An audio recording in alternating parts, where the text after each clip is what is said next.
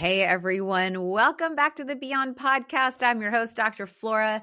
Today, we are going to cut through the noise and get straight to the good stuff because let's be real, you don't have time for fluff. So in today's 5 Minutes with Flora episode, we are going to talk about something that so many of us struggle with, have experienced, but we don't discuss enough, nor do we know enough about.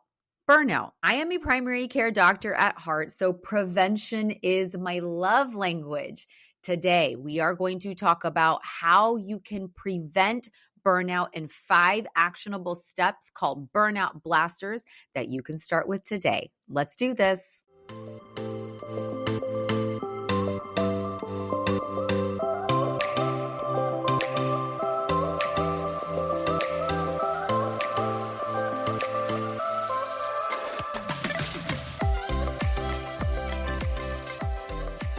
Hi, everyone. You are listening to Beyond, and I'm your host, Dr. Flora.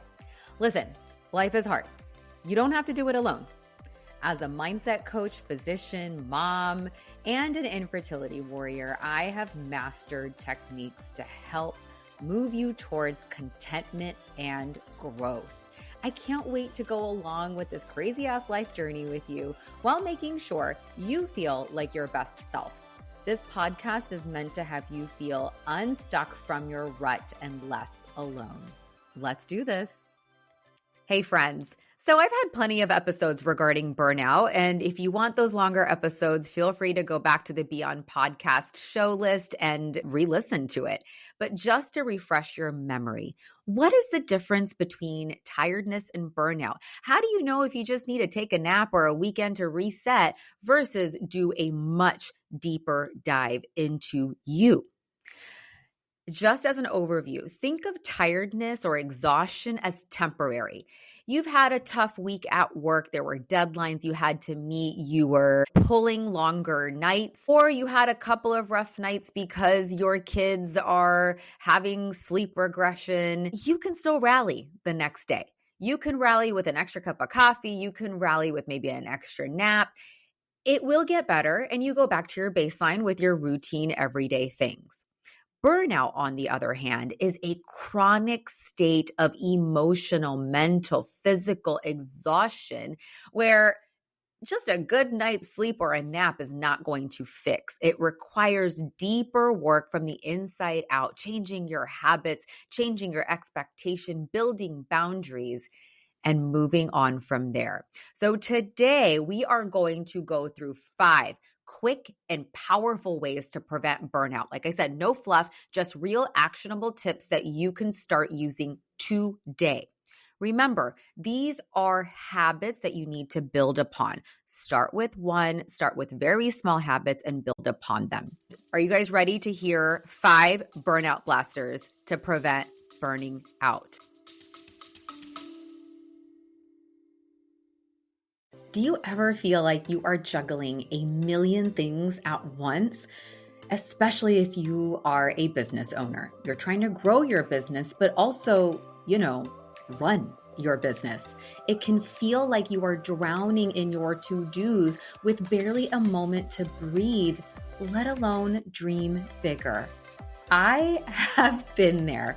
Now look, I tried hiring a gamut of virtual assistants, but it often felt like there was just one other thing on my to-do list. I had to spoon-feed tasks, constantly check in, recheck their work, and still worry about things slipping through the cracks.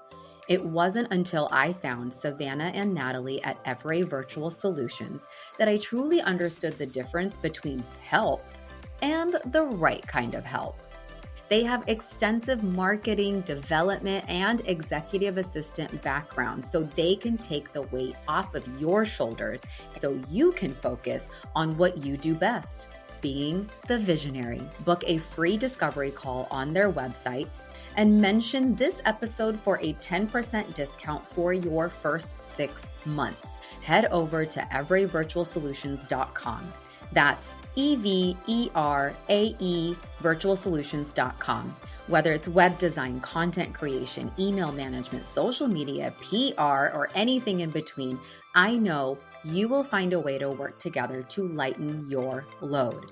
It's time to end the burnout and start focusing on you. Burnout Blaster number 1.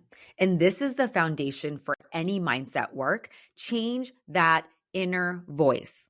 You will not be able to carry out these burnout busters if you don't think you need to be prioritized.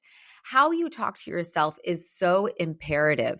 So reframe your inner voice from guilt to logic. Reframe that inner voice when it says asking for help or delegating is a sign of weakness. Reframe it to an affirmation. Don't let those negative inner voices dictate your actions or lack of action, therefore leading to burnout. Affirmations like, by prioritizing myself, I can show up much better for my family. Or, I'm teaching my kids that it's okay to rely upon others and prioritize self-care. This will allow you to prioritize yourself and build on these burnout blasters. So change that negative inner voice. Burnout blaster number 2. Identify your energy protectors and energy drainers. First things first, take a look at what's draining you. Is it doom scrolling, overcommitment, not having boundaries, surrounding yourself with people who don't value you, not delegating? Burnout doesn't just come from doing too much. It comes from doing too much of the wrong things. Today, right now, I want you to pick one energy drainer and swap it for an energy protector. Maybe that means leaving or muting your group chats or unfollowing or muting Instagram accounts that are draining. Maybe that means going for a 5-minute walk instead. Also, that could mean scheduling in weekends with no plans except the plans that will refuel and recharge you. Remember, small swaps equals big wins. Burnout buster number 3, build in micro breaks. Now, when we think of breaks, we think of them at a macro level. A week-long vacation, spa days, parents' night out, a girls' brunch. But again, we work, and burn out and think that those macro breaks are going to change everything, when in reality, you are returning to the same environment that is burning you out in the first place. So build in these micro, small breaks throughout the day to regulate your nervous system. Micro breaks are small, 3 to 15-minute breaks throughout the day. And this could include any activity that could recharge you, because you must bring yourself back to your midline amid a chaotic or simply busy day. This can look like taking 5 minutes, getting up from your desk, going to the window, giving yourself a screen break. This can also look like box breathing, deep breathing, playing with your dog if you work from home, a few yoga moves, stretches. Put on a timer on that phone and give yourself micro breaks. Block it off on your calendar so you prioritize this. These breaks will not only prevent burnout, it will also increase your productivity. Try it and let me know how it feels. Burnout tip number 4, have phone-free zones in your home and phone-free times. Science says don't look at your phone first thing in the morning. I know it's much easier said than done, but this is imperative. You are coming out of what I hope is a restful sleep. Your brain waves are not ready to take in the stress of emails, texts, social media updates, and the news all within the first 5 minutes of getting up.